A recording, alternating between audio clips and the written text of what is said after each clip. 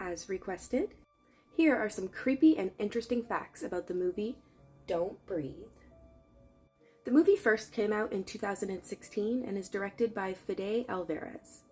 Unlike the film he directed in 2013, Evil Dead, this movie has you on the edge of your seat from the beginning of the movie right to the end.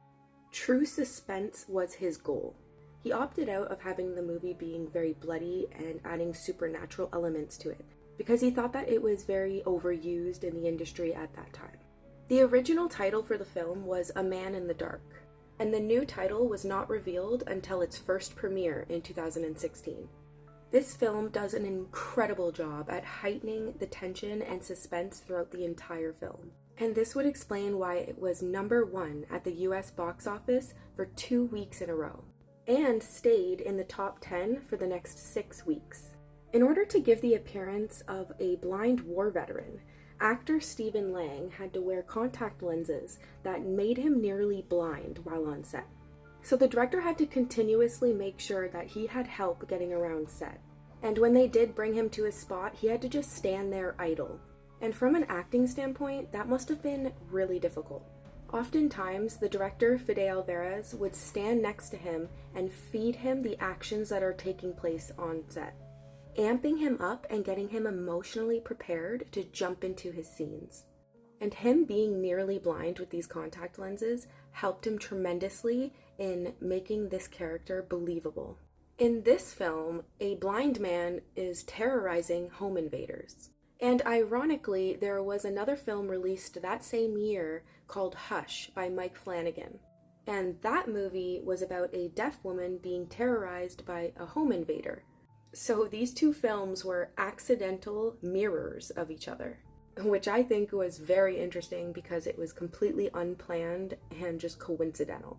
When filming the shots in the basement when the blind man turns off the lights, actors Dylan Minnette and Jane Levy had to wear contact lenses to make their pupils look really big. And as a viewer, I really appreciated that because it sent me into fight or flight and completely immersed me in that scene. When researching for the film, director Fede Alvarez studied a blind YouTuber named Tommy Edison.